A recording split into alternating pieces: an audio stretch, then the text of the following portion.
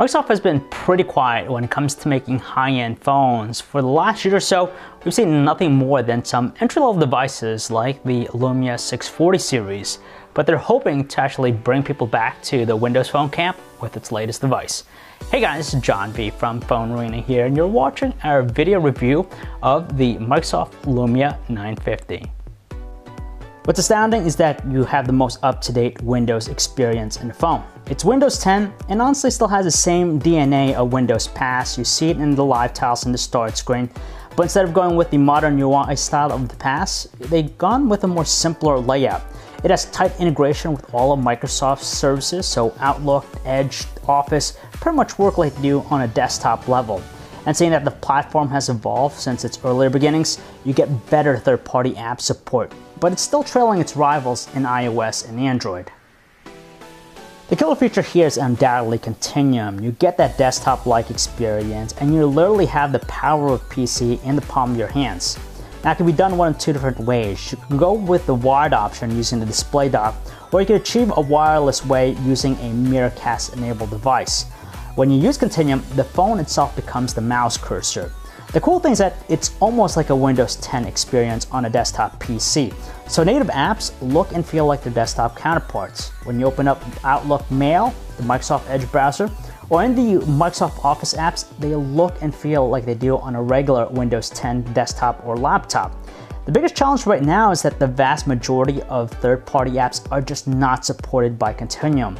However, as it grows, you can expect that to change quite a bit down the road.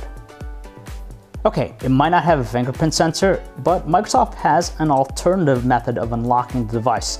It's called Windows Hello, and it actually utilizes iris scanning technology to unlock the device. So basically, when you turn on the phone, it's going to scan your eyes, and it works pretty well. It's accurate. Even in dim light conditions, it's able to authenticate us with no issues at all.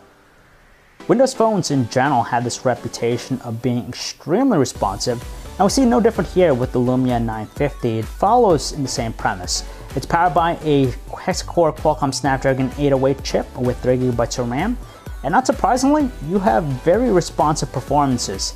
However though, it's kinda underperforming with its graphics processing punch. You see some stutter every now and then with some intensive 3D titles, but the bigger problem that we have is that apps just have a notorious way of constantly refreshing, and it becomes just annoying at times.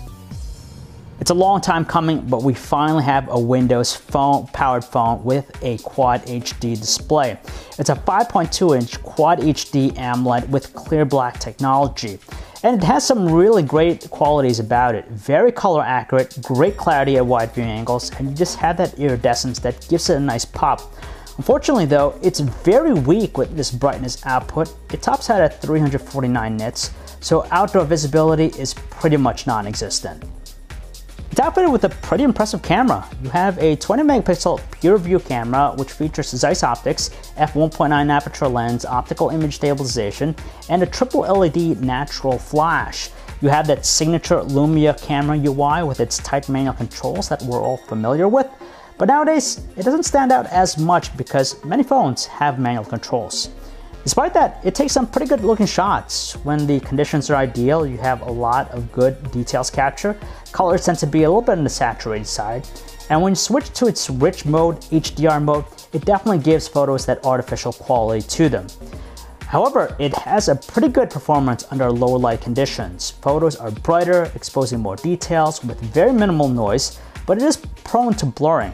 The triple LED flash works pretty well too. It isn't overpowering, and it casts a pretty neutral tone throughout the shot. The 4K capture is nice, it's stable, good detail, but unfortunately when you switch to 1080p video capture, it seems to be a lot softer toned. For being one of the first phones to have Windows 10 out of the box, the Lumia 950 just has a boring and dull design. It's not really indicative of its pricing.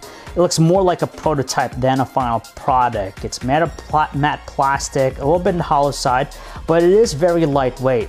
Unfortunately though, when you put this in a store, it's going to have a tougher time attracting people when you look at some of the other phones that are made out of metal or even glass.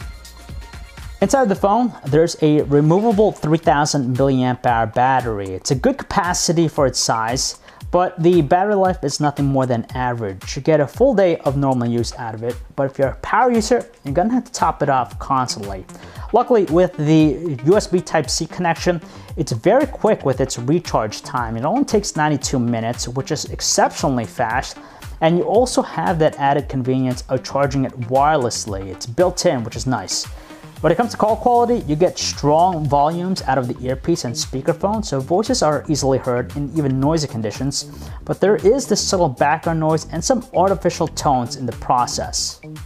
There's a pricey cost attached to the Lumia 950. It's $600 full price or $150 with a 2-year contract through AT&T.